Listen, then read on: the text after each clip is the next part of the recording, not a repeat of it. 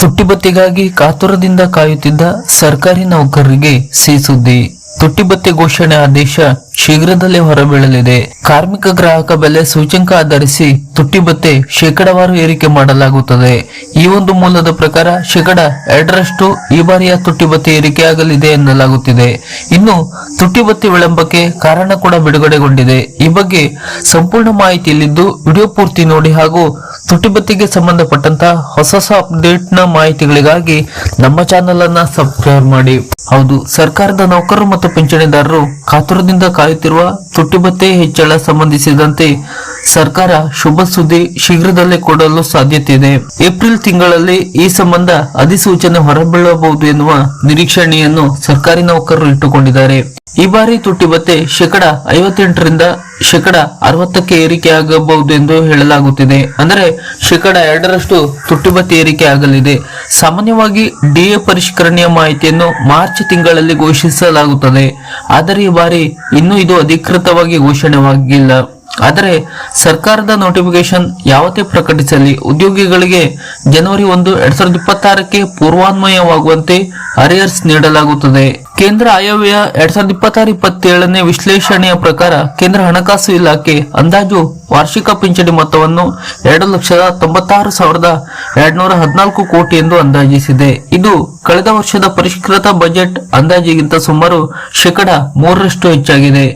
ಇದು ಕೇಂದ್ರ ಸರ್ಕಾರದ ನೌಕರರು ಪಿಂಚಣಿದಾರರಿಗೆ ಅನ್ವಯವಾಗುವ ಮಹತ್ವದ ಪರಿಷ್ಕರಣೆಯಾಗಿದೆ.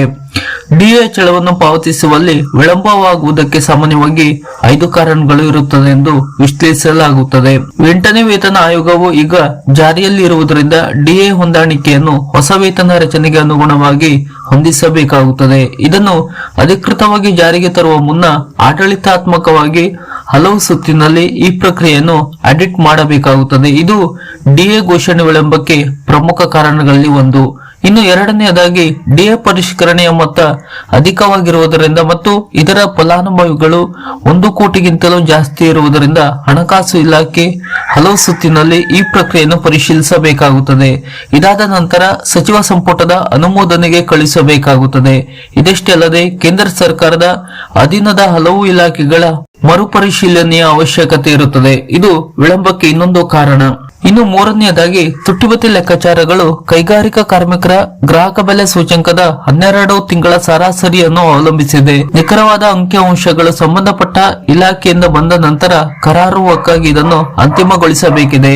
ಆ ಮೂಲಕ ಡಿಎ ಲೆಕ್ಕಾಚಾರದಲ್ಲಿ ಮತ್ತೆ ತಿದ್ದುಪಡಿ ಆಗುವುದನ್ನು ತಪ್ಪಿಸಲು ನಿಖರವಾಗಿ ಇದನ್ನು ಅಂತಿಮಗೊಳಿಸಲಾಗುತ್ತದೆ. ವಿಳಂಬಕ್ಕೆ ಇದಕ್ಕೆ ಬೇಕಾಗುವ ಸಮಯಾವಕಾಶವು ಒಂದು ಕಾರಣವಾಗಿದೆ.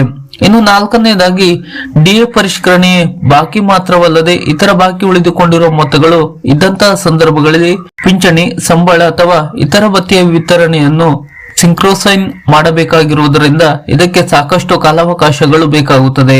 ವಿಳಂಬಕ್ಕೆ ಇದು ಒಂದು ಕಾರಣ ಎಂದು ಹೇಳಲಾಗುತ್ತದೆ.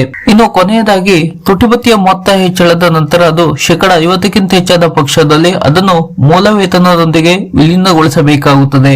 ಇದಕ್ಕೆ ಸರಿಯಾದ ಸಮಯದಲ್ಲಿ ಅನುಮೋದನೆ ಬರದೇ ಇದ್ದಾಗ ಡಿಎ ಪರಿಷ್ಕರಣೆಯ ಪ್ರಕ್ರಿಯೆ ವಿಳಂಬವಾಗುತ್ತದೆ. ಡಿಎ ಮೊತ್ತವನ್ನು ಪೂರ್ವಾನ್ವಯವಾಗಿ ಪಾವತಿಸಲಾಗುವುದರಿಂದ ನೌಕರರು ಪಿಂಚಣಿದಾರರಿಗೆ ಯಾವುದೇ ಆರ್ಥಿಕ ನಷ್ಟವಾಗುವುದಿಲ್ಲ. ಶೀಘ್ರದಲ್ಲೇ ತುಟ್ಟಿಬತ್ತೆ ಬಗ್ಗೆ ಶುಭ ಸುದ್ದಿಯೊಂದು ನೌಕರರಿಗೆ ಸಿಗಲಿದೆ. ಕೇಂದ್ರದ ಮಾದರಿಯ ತುಟ್ಟಿಬತ್ತೆಯನ್ನೇ ರಾಜ್ಯ ಸರ್ಕಾರವು ಅನುಸರಿಸುವುದರಿಂದ ಕೇಂದ್ರ ಹಾಗೂ ರಾಜ್ಯ ಸರ್ಕಾರಗಳು ಒಂದೇ ಸಮಯದಲ್ಲಿ ತುಟ್ಟಿಬತ್ತೆ ಘೋಷಣೆ ಮಾಡುತ್ತವೆ. ತುಟ್ಟಿಬತ್ತೆಗೆ ಸಂಬಂಧಪಟ್ಟಂತ ಇತರದ ಹೊಸ ಅಪ್ಡೇಟ್ ನ ಮಾಹಿತಿಗಳಿಗಾಗಿ ನಮ್ಮ ಚಾನೆಲ್ ಅನ್ನ ಸಬ್ಸ್ಕ್ರೈಬ್ ಮಾಡಿ ನಮ್ಮನ್ನು ಕೂಡ ಬೆಂಬಲಿಸಿ. ನಮಸ್ಕಾರ.